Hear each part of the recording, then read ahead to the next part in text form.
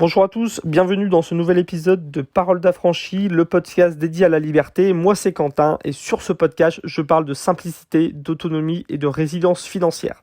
Aujourd'hui on va aborder le thème de la résilience financière. Je vais vous partager les 4 piliers qui font que vous pouvez être résilient niveau finance. Alors je tiens à vous dire que le but de ce podcast, ça va être de vous partager un maximum d'informations pour que vous puissiez reprendre votre liberté et sortir de ce mode de vie qui nous est imposé. Donc ce podcast, il va exister seulement grâce à vous. N'hésitez pas à me poser des questions dans les commentaires sur YouTube ou bien sur le canal Telegram, quelles que soient vos interrogations, les choses qui vous empêchent d'avancer dans vos projets. Le but, moi, c'est de vous répondre et de vous apporter toutes mes connaissances et compétences dans le domaine de la liberté. Donc n'hésitez pas surtout à participer. Alors aujourd'hui, on va voir les 4 piliers de la résilience financière et dans les prochains jours, ce que je ferai, c'est que je vais revenir sur chaque pilier pour vous apporter plus d'informations. Pour moi déjà, qu'est-ce que la résilience financière ? On parle souvent d'autonomie financière, de liberté financière, d'indépendance financière. C'est des termes que j'aime pas beaucoup. Pourquoi ? Parce qu'en fait, il y a toute une nouvelle mouvance, on peut appeler ça, sur YouTube, parce que oui, aujourd'hui, il y a des nouveaux outils qui sont mis à la disposition de chacun, et du coup, il y a cette idée que puisque tout le monde peut devenir riche, on fait croire à tout le monde qu'il va devenir riche. Mais la réalité, c'est pas parce que tout le monde peut devenir riche que tout le monde va devenir riche. Certes, aujourd'hui, il y a des outils qui sont à notre disposition, et ces 2 outils peuvent aider beaucoup de gens à sortir de la misère, à s'enrichir, à créer une espèce de liberté financière. Mais la réalité des chiffres, c'est pas ça. La réalité, c'est quoi ? C'est que on a un héritage social, un héritage génétique qui font que, il y a un déterminisme social. Un fils d'ouvrier a beaucoup plus de chances de finir ouvrier toute sa vie, plus que de créer une start-up et devenir millionnaire ou milliardaire. C'est pas ça la réalité des chiffres. La réalité des chiffres en France, c'est que, en moyenne, il faut à peu près 6 générations pour changer de classe sociale. La réalité, c'est que beaucoup de gens vont subir le déterminisme social et beaucoup de gens vont rester dans leur classe sociale toute leur vie. Donc moi, je ne suis pas de cet avis-là. Je ne pense pas qu'il faille faire croire aux gens que la seule façon d'être libre, c'est de gagner beaucoup d'argent. Moi, c'est pas ça ma vision de la liberté. Moi, je pense au contraire que la seule façon d'être libre, c'est de réussir à très très bien vivre en ayant le moins possible de l'argent. Après, ça n'empêche pas d'entreprendre, ça n'empêche pas d'épargner, ça n'empêche pas d'apprendre à gagner de l'argent. Je suis pas dans l'autre extrême non plus où je pense qu'il faille vivre sans argent. Non, je pense qu'il faut se créer une résilience financière. Ça veut dire quoi ? Ça veut dire d'être capable de gagner de l'argent quand on en a besoin, d'être capable d'épargner au cas où un jour on en a besoin et d'être capable de savoir vivre dans ce monde où tout tourne autour de l'argent. Alors par rapport à cette vision que j'ai de l'argent, j'ai établi 4 piliers qui m'ont permis ces dernières années d'être résilient financièrement.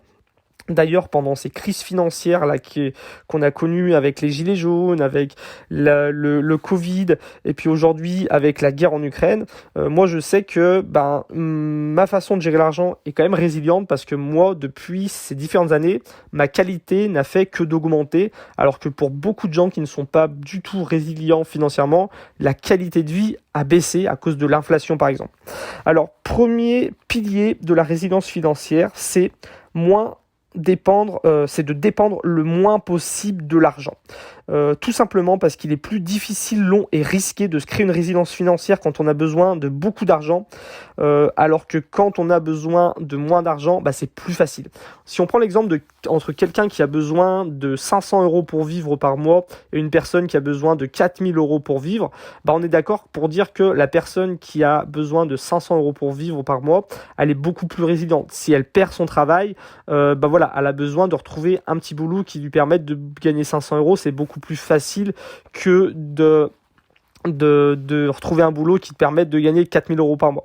Si quelqu'un veut avoir une épargne de précaution, par exemple une épargne qui lui permette de vivre 1 an, quelqu'un qui vit avec 500 € par mois, il a besoin de 6000 € de côté. Quelqu'un qui vit avec 4000 € par mois, il va avoir besoin de plus de 40 000 € de côté, donc c'est énorme. Donc voilà. Quand on veut créer une résilience financière, il faut commencer par simplifier sa vie et investir dans son autonomie pour avoir le besoin de moins d'argent possible par mois. C'est vraiment le premier pilier. Le deuxième pilier, c'est de diversifier ses revenus. Alors pourquoi ?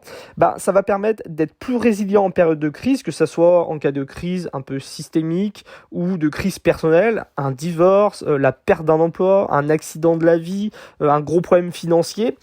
Quelqu'un qui a plusieurs activités qui lui rapportent de l'argent, elle va être plus résiliente. Si tu perds un emploi mais que tu avais une autre façon de gagner de l'argent, au lieu de te concentrer sur l'emploi que tu as perdu, tu vas te concentrer sur ta seconde façon de gagner un revenu, et ça va te permettre comme ça, par exemple, de compenser l'emploi que tu as perdu. Donc voilà, ça permet d'être plus résilient en période de crise, et ça permet de gagner plus aussi. Il y a beaucoup de gens aujourd'hui qui ont seulement une rentrée d'argent, ça va être souvent un travail en CDI. Et pour beaucoup de ces gens-là, ils ne savent pas qu'aujourd'hui, c'est possible de créer des revenus complémentaires qui peuvent te permettre de gagner entre 500, 1000 euros de plus par mois et qui ne demandent pas énormément de travail. À l'heure d'Internet, aujourd'hui, il y a plein de choses qui sont possibles et qu'on peut mettre en place. Donc ça va permettre d'être plus résilient en période de crise et ça va permettre aussi de gagner plus. Alors comment on fait pour se créer une diversité de revenus? En fait, il n'y a pas que le salariat. Le salariat, c'est très bien. Moi, je continue à vendre mes compétences, mes connaissances et mon temps en tant que salarié. Par exemple, je vais faire des saisons agricoles, je peux faire des travaux dans le bâtiment, c'est des choses que j'ai apprises à faire, j'ai beaucoup de compétences comme ça que je peux vendre et qui permettent de gagner de l'argent.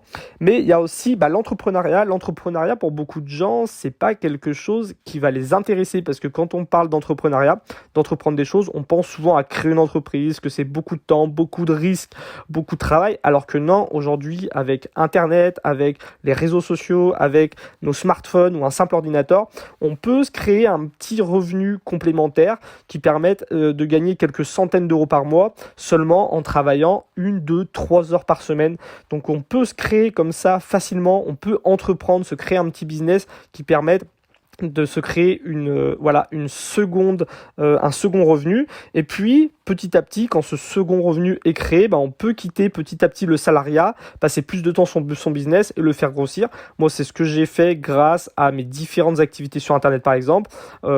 J'ai pu passer de plus en plus de temps dessus. Il me rapporte de plus en plus d'argent. Et en plus de mes activités de salariat ou de prestation de services dans le milieu agricole ou dans le bâtiment, ça me permet comme ça de me créer d'autres compléments de revenus. Et aujourd'hui, je gagne plus d'argent avec mes petits business que j'ai créés qui me prennent 2-3 heures par semaine que en travaillant dans le salariat.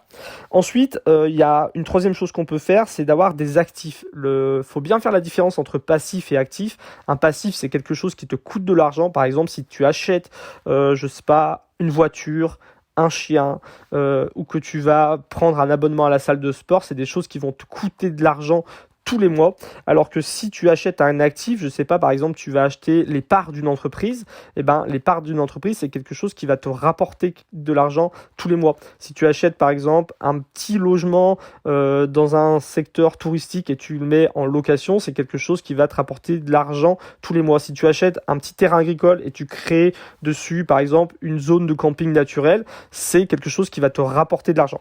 Donc voilà. En travaillant dans le salariat, en entreprenant, on peut se créer comme ça pas mal de revenus et investir une partie de ces revenus dans des actifs qui vont te rapporter. Moi, c'est ce que je fais aujourd'hui. Donc, c'est pas compliqué. Se diversifier ses revenus, c'est pas très très compliqué.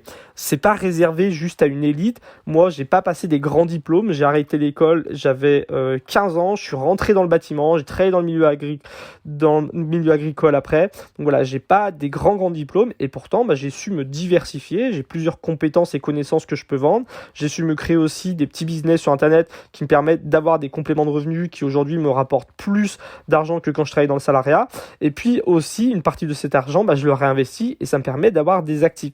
Donc il n'y a pas besoin d'avoir fait les grandes écoles, d'avoir fait des études dans le marketing ou je sais quoi, pas quoi, pour commencer à diversifier ses revenus.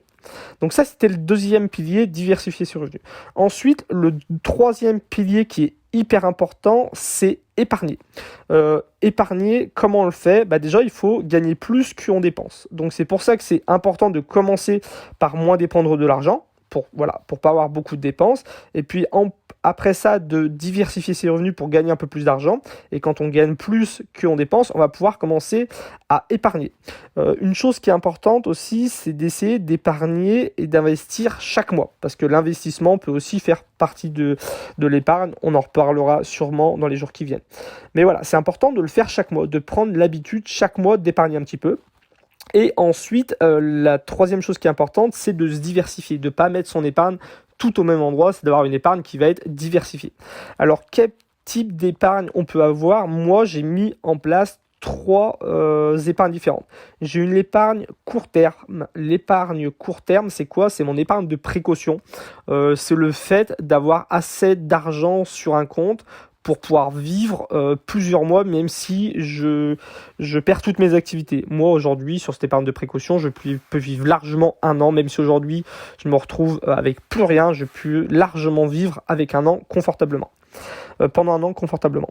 La deuxième chose que j'ai mis en place, c'est une épargne long terme. L'épargne long terme, c'est l'épargne qui te permet de préparer ta retraite. C'est important d'y penser tôt. Donc ça, c'est pareil, c'est une épargne où je vais mettre de l'argent chaque mois de façon diversifiée et qui va me permettre d'ici 30-40 ans de faire fructifier cet argent et que ça me permette de vivre quand je serai en fin de vie, que j'aurai plus les capacités peut-être de gagner ma vie par moi-même, de faire partie de ce système du travail. C'est important d'avoir des ressources qui me permettent de continuer à vivre, sachant que là on parle de résilience financière et on parle d'argent, mais comme je l'ai dit, c'est important de commencer par conserver un mode de vie simple et d'investir dans son autonomie. Pour moi, l'investissement dans mon autonomie, ça fait partie de ma stratégie pour qu'à la retraite, j'ai pas besoin de payer de loyer, pas besoin de payer d'eau, pas besoin de payer d'électricité, pas besoin de payer toutes ces choses-là. C'est pour ça que toute ma vie, j'investis aussi dans mon autonomie. Ça fait partie d'ailleurs de mon épargne pour ma retraite. Donc l'épargne long terme, c'est préparer sa retraite. Et entre les deux, il y a l'épargne le moyen terme. L'épargne moyen terme, c'est quoi ? C'est une épargne qui permet de financer ses projets. Donc moi, j'ai de l'argent de côté en cas de problème. Je mets tous les mois de l'argent de côté pour ma retraite. Mais j'ai aussi de l'argent que je conserve pour des projets moyen terme. Par exemple, là, je mets de l'argent de côté pour pouvoir acheter une petite maison à la campagne. Ça, c'est de l'argent que je mets de côté moyen terme. Donc ça, c'est indispensable. Avoir ces 3 types d'épargne, c'est indispensable pour la résilience financière. C'est ça qui va te permettre de préparer ta retraite. C'est ça qui va te permettre de répondre à des problématiques d'argent si demain, t'as un souci. Et c'est ça qui va te permettre aussi d'avancer dans ta vie, d'avancer dans tes projets de liberté. Et le 4e pilier qui vient en dernier, il ne faut pas commencer par là, il faut commencer par le reste. C'est quand on commence à avoir une épargne qu'il faut s'intéresser à ce genre de choses-là, c'est la débancarisation. Aujourd'hui, on le sait, le système financier, le système économique, c'est fragile. Il y a déjà eu des crises, il y aura d'autres crises. Et face à des crises, c'est important d'avoir un plan B. Et la débancarisation, ça veut dire quoi ? Ça veut dire ne pas faire seulement confiance au système économique. Alors moi, je ne pense pas que, je ne suis pas là à me dire je sors tout mon argent des banques, je vais enterrer mon argent sous terre, pas du tout. Je pense que il y a un système bancaire qui peut être utile, tu peux t'en servir à ton avantage sans les servir eux. Mais après, une grosse partie de mes épargnes, c'est bien aussi de les débancariser, c'est-à-dire sortir de ce système au cas où un jour il y a un problème, et que toi tu te retrouves pas à être là à attendre des solutions, à attendre passivement des solutions. Toi, tu auras mis en place des plans B qui te permettront de continuer à vivre correctement. Donc voilà un petit peu pour la résilience financière, ce que j'en pense, que je mets en place. Et aujourd'hui, moi je le répète, mais c'est quelque chose qui m'est très très utile et qui m'a permis de passer les différentes crises qu'on a subies de façon très très tranquille, sans avoir de soucis financiers. Donc cette stratégie-là, je l'ai mis à l'épreuve ces dernières années, elle fonctionne très bien et c'est pour ça que je voulais vous la partager. Donc si vous avez des questions concernant la simplicité, l'autonomie, comment diversifier ses revenus, comment épargner mieux, comment se débancariser, n'hésitez pas à m'en faire part dans les commentaires et je m'efforcerai à vous répondre dans les prochains épisodes de ce podcast. Je vous dis à très vite, salut.